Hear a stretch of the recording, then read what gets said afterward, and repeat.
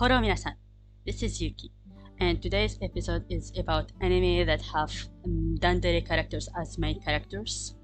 And the main reasons why I wanted to give this kind of recommendations because I realized that sometimes you are a bit overwhelmed with too many noisy, overly energetic, and strong characters, and you're like, okay, I'm looking for a slice of life where the main character is more relatable.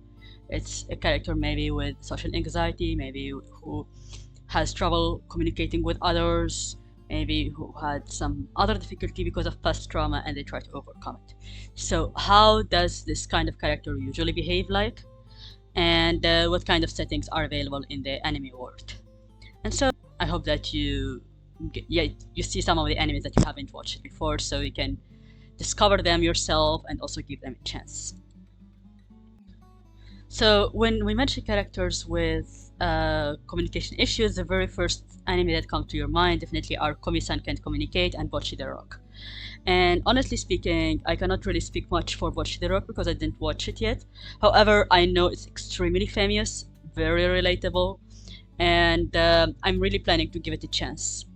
For Komi-san Can't Communicate, I cannot really recommend it enough, but I also realize that it's not a show for everyone because the story is about this Komi-san who's extremely beautiful, tall, she's like a model, she's so classy, and everyone thinks she doesn't communicate with them because she views herself on a different level than them. However, that's not true. Our main protagonist, Tadano, discovers that the only reason she doesn't have friends because she doesn't have the skills and the courage to make friends, and she needs help with it. And so on the very first episode, they start like communicating through shulk board writing, and they ask each other questions. And here Tadano realizes that Komi-san wish is to make 100 friends.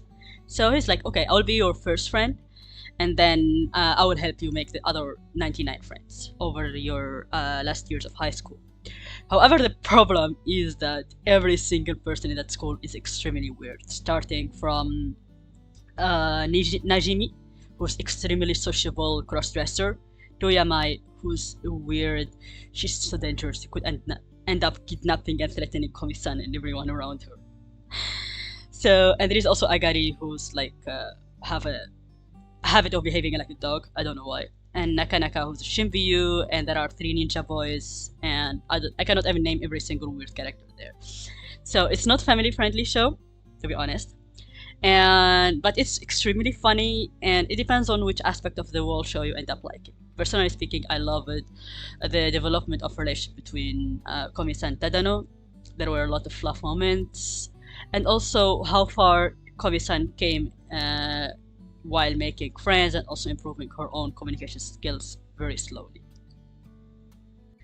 And the 2 other anime also I would like to introduce to today are Senryu Girl or Senryu no Kanojo 2019, which talks about Nanako Yukishiro, who's a girl who again has Comyushou like Komi-san, very severe social anxiety that prevents her from using her own voice to communicate her thoughts. And she joined recently the school literature club in order to socialize a little bit more and also, again, like try to communicate with people using the Senryu. And then we have our protagonist who's Eiji Busijima, who's like, as you can see from the photo, he looks like an ex-delinquent, he's scary, he has very bad reputation, but he's also like a good guy at heart and he really wants to learn Senryu and communicate better with our protagonist Nanako. So he joins these Senryu poems club meetings, and here I would like to explain a bit about Senryu and haiku. So haiku poems are more about nature and wildlife, while Senryu poems are more about people and emotions. And also Senryu poems aren't as serious, and they don't have as much strict rules as haiku poems. I think the really funny aspect about this anime is that how people, when they are dealing with Nanako, they don't really treat her differently because she doesn't use her own voice. They actually accept it like as something extremely normal. And also herself, Nanako, she sort of gets out of her isolation when she meets Eiji, and she treats him very fairly and like people around him. Moving on to the next one, which has the really funny poster there, called Aharen-san wa hakarenai, or find it also as Aharen-san is undecipherable, 2022. So we have the main character who's Reina Aharen. She's a small, quiet girl who has trouble estimating distance with people. But she wants to establish a good relationship with the person sitting next to her in her new class, who happens to be called Mitsuboshi Raido. He's a boy with an inexpressive face, so you cannot really see so much his emotions in his face at all. Like, you don't know when he's angry, when he's happy, when he's uncomfortable, and who tries to become close friends with her too. However, you have to keep in mind that both of them are really extreme overthinkers. They are very much neurodivergent, and they make really simple, basic problems extremely complicated. And I think that was really funny. I really love this anime, and also it's very short. I think it's 12 or 13 episodes. So I hope you give it a chance. Moving on to an older anime from 2012 called Pet Girl Sakura-sou. And in this anime, the protagonist, Surata Kanda, who was stuck in the problem children dorm in Sakura Hall at Tsume University after being kicked out for raising a cat in his old dorm. And then he met an international transfer student called Mashiro Shina, who was a world-famous painter. However, this world-famous painter, she has a problem where she cannot even take care of her daily life and needs help doing even the simplest task, like even just dressing up in the morning, brushing her own hair, eating her breakfast.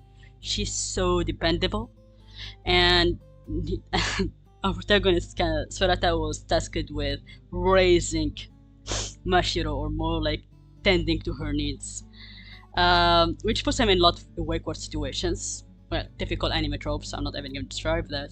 However, beyond all the small, let's call them fan service scenes, I think the story itself was pretty interesting, and maybe it's made more for high school teen type of comedy romance thing. But then again, if you are into old animation, if you are into some fun high school art related type of stories, then this one is definitely for you. Honestly speaking, I feel like it's a bit hard to rate some shows. In my case, I really have never rated like 9 out of 10 or 10 out of 10 any shows, because I feel like even my own opinion of certain shows or how I feel about them change with age. It changes with what is out, what is new, and the level of animation, story writing that is coming out. So I think that Sakura-sou Girl Pet was really amazing back in the, like 2012, 2015 type of anime, comedy romance. But because there are so many better things came out afterward, I still recommend it, but it might not be everyone's cup of tea. That's what I want to emphasize. Now I would like to move on to words bubble up like Soda Pop. This one is not an anime, it's more like an animation movie by Netflix. It was out in 2021, and it's about a boy, like a shy boy called Cherry, who always wears headphones. He's pretty bad at communicating his feelings. He resorts to putting them in Japanese haikus. And there is the main girl, Smile. She's a bubbly but self-conscious girl, always wearing a mask to conceal her large front teeth. And although she's insecure a bit about her look, she's still a famous video star. And her latest video project was about seeking cuteness. So, I think this movie really stood out for me because of the great animation, and it has so much the Ghibli vibes, if I may call it. And I think it was a very relaxing, meaningful type of story. Like, I really didn't feel like I was wasting my time or I was bored while watching it at all. So again, I highly recommend it. I think it's 1 hour and a half or 2 hours maximum. You definitely wouldn't be losing your time with it at all. Finally, the last two Dandere MC shows that I would like to recommend to you today are Kubo-san Won't Leave Me Be Invisible, and also Tanaka is Listless. Tanaka is Listless are from 2016, and Kubo-san Won't Leave Me Alone in 2023. So, the commonality between these two shows is that it's about low energy guys with no extra intelligence or analytical skills. It's just a normal slice of life, quiet guys type of shows. So if you ever want to watch something that is not too complicated, very relaxing, no hard feelings, just go for one of these two. Tanaka is Listless is about our main protagonist, Tanaka Kyoji, who's very listless teenager who can fall asleep anywhere, even while awake. While he appears awake, he often looks exhausted. He prays each day that will be uneventful as the last one, seeking to preserve his lazy lifestyle. However, he can be avoiding situations that require him to exert himself. Like, he really doesn't want to get involved in anything whatsoever that might disturb his peace or might make him make an extra effort or move an extra muscle at all. And because of his chronic sleepiness, that means that his best friend Ota always looking after him, always caring for him and carrying him around from one place to another. Like, the level of his laziness is to the point that he doesn't even want to move his legs, he doesn't want to move his arms, he doesn't want to do anything, absolutely nothing. He just goes to high school because he doesn't have a choice, basically. And then we have the other one about our protagonist, Junta Shiraishi, who's an ordinary and quiet guy with a simple goal in his life that he wants to enjoy his youth as a high schooler. However, the problem is that his classmates and teachers, they do not notice him at all. He's living practically as a mob character in a video game, and there is even a rumor circulating around that says, if you see Junta Shiraishi, it means you are going to have a good luck today. However, his classmate Nagisa Kubo, she pays so much attention to him, we don't know why, and she even dares him to do some really embarrassing and far-fetched things just to get noticed or stand out. Like, she sometimes asks him to stand on top of his desk, or start dancing, or say something weird, or make weird noises, or maybe wear his jacket, flip it, or anything. Like, does a bunch of funny, weird things. But he has so much confidence that he's invisible that he sometimes ends up like, okay, I'll do it, nobody will notice me. And sometimes it doesn't exactly go that way. So that's it for today. I hope that you enjoyed my list of recommendations and that you give some of them a chance. Most of them are really short anime, so I don't think that any of them is gonna take like longer than one day, except very few. Yeah. So let me know if you watched any of these or if you have a preference for a particular main lead here. Main character. Thank you.